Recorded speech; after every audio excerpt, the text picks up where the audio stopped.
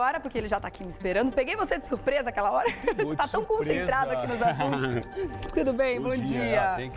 Tem que estar concentrado, né? Tá, né? Porque tem muito assunto importante hoje, né?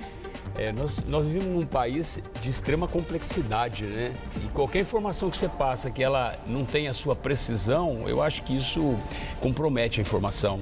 Por essa razão, a gente está sempre compenetrado aqui e tentando passar o máximo de informações e, sobretudo, com clareza, né? Com objetividade. Claro, com certeza. Não, e tanta coisa acontecendo e a gente não consegue nem entender um assunto direito, na sequência já vem outro. E se a gente não está bem informado, né? Pelo amor de Deus, né, doutor Eduardo?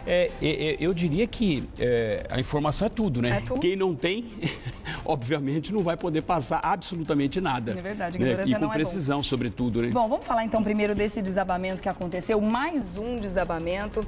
É claro que qualquer causa que a gente falar aqui a respeito desse desabamento é mera especulação ainda, porque tá muito cedo, né? Tá tudo muito inicial para a gente falar de qualquer coisa.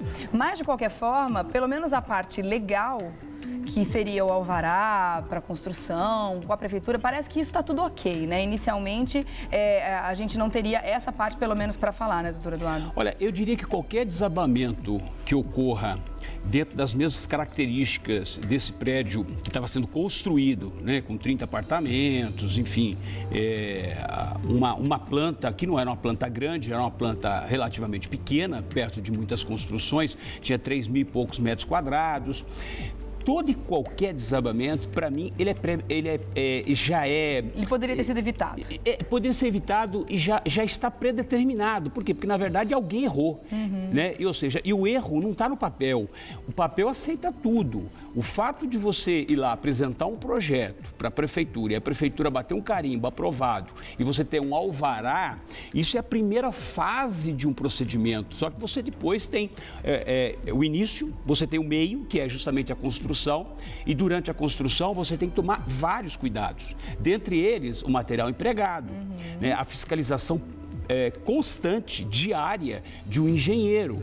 Você tem o problema de estrutural. Cuidado com a terraplanagem, deixar o terreno seguro. E todo mundo acha o seguinte, um engenheiro, sim, hoje é como a advocacia, é como qualquer outra profissão, é como ser médico. Cada área tem um profissional específico. Você tem um engenheiro, um engenheiro de fundação, você tem um engenheiro estrutural, você tem um engenheiro de acabamento. Então, o que acontece?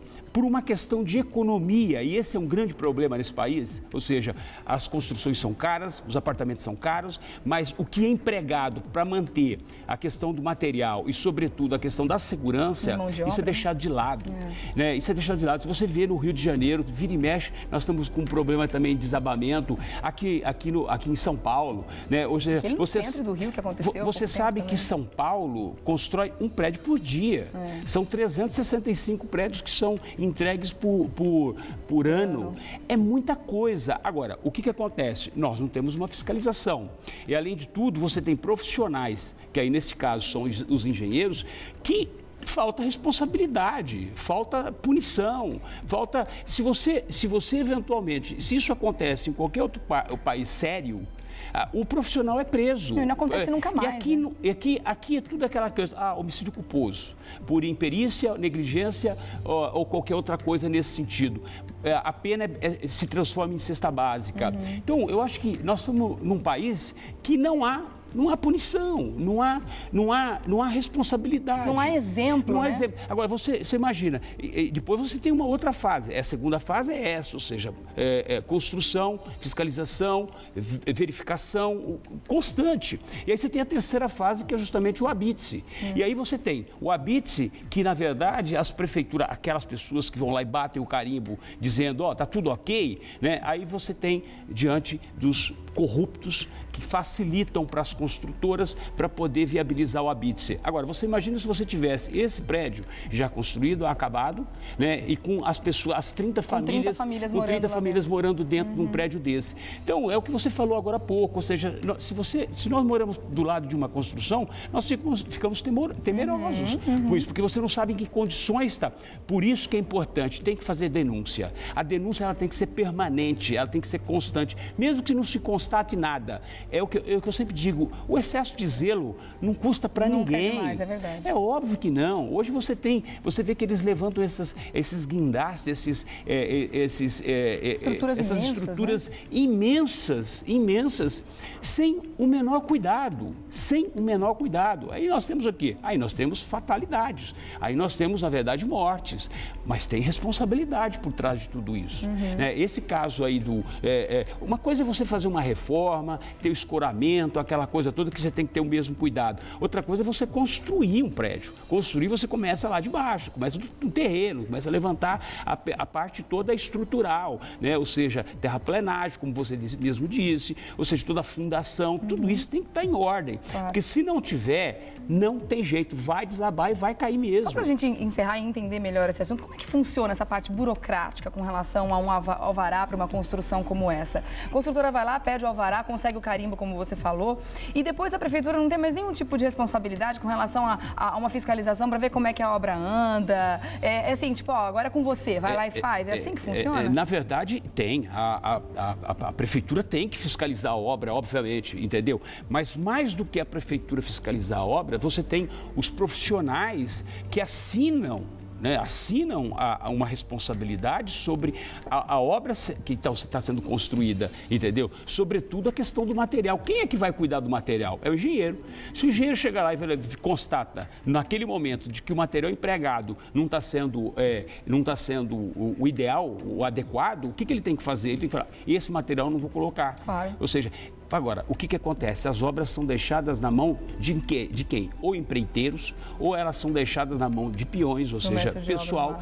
O pessoal da área de construção. Da base. Né? O pessoal que, na verdade, se você falar, olha, faz isso, ele vai fazer. Ele não está preocupado com a segurança. Não pense você que os operários estão preocupados com a segurança. Eles não estão preocupados com a segurança. Muitas vezes por não saber, né?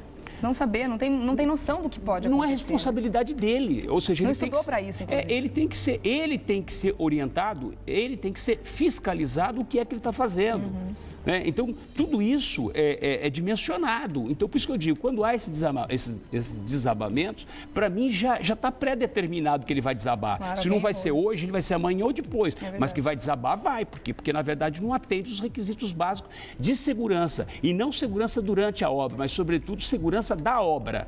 Entendeu? Ou seja, então é isso. Bom, aí você tem... Na verdade, dos males, um pouco menor, a gente pode dizer assim, no caso desse prédio. E tem um detalhe, você tem a corrupção praticada no alvará, você tem a corrupção praticada durante a obra, você tem a corrupção praticada no habite-se, para poder obter o habite-se. Então você tem aqui o quê? Uma fraude total. É verdade. Né? Um processo fraudulento que se faz. E aí morre gente.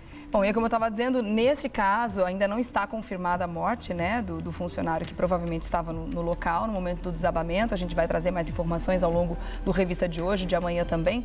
Mas dos males um pouco menor, né? Afinal de contas, como a gente já comentou aqui, poderiam estar lá as 30 famílias caso esse prédio fosse finalizado, ocupado, e aí a tragédia seria de um tamanho desproporcional. Vamos fazer o seguinte, a gente, como você já comentou, né, a questão aí do guindaste, das estruturas, o nosso próximo assunto é justamente o Itaquerão, um acidente. Eu vou dar um recadinho e volto já, tá bom? Já, então. Até já. Muita coisa pra gente conversar no programa de hoje, doutor Eduardo, tá cheio de informação para passar pra gente, mas eu tenho